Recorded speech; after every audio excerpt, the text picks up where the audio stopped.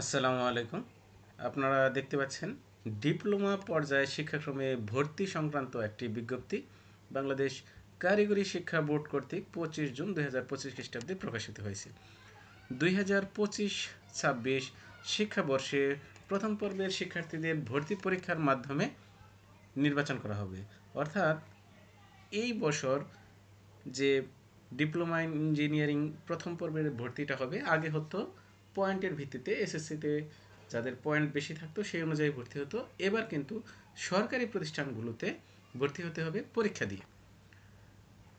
পরীক্ষার কোন বিষয়ে কত নম্বর থাকবে এই ভিডিওতে সে সম্পর্কেই দেখাবো। পরীক্ষা নির্বাচনে অনুসরণীয় পদ্ধতি। বাংলাদেশ কারিগরি শিক্ষা বোর্ড পরিচালিত 2025-26 শিক্ষাবর্ষে 4 বছর মেয়াদী diploma in engineering, diploma in marine engineering, textile engineering, agriculture, diploma in forestry, diploma in fisheries, diploma in livestock শিক্ষাক্রমে ভর্তিচ্ছু শিক্ষার্থীদের এসএসসি সমমান পরীক্ষার জিপিএ, ভর্তি পরীক্ষার প্রাপ্ত নম্বর, আবেদন ফর্মে প্রদত্ত পছন্দক্রম এবং কোঠা অনুসরণে প্রযোজ্য ক্ষেত্রে প্রথম পর্বে শিক্ষার্থী ভর্তির ক্ষেত্রে টেকনোলজি ও প্রতিষ্ঠান নির্বাচন করা হবে। ভর্তি পরীক্ষার মান বন্টন। এসএসসি সমমানের সিলেবাস হতে পরীক্ষা অনুষ্ঠিত হবে। বাংলায় 10, ইংরেজি 10, গণিত 20, বিজ্ঞান পদার্থ ও রসায়ন মিলে 20, বুদ্ধিমত্তার পরীক্ষা অ্যাপটিটিউড টেস্ট 10, মোট 70 এবং এসএসসির জিপিএর উপরে থাকবে 30 নম্বর।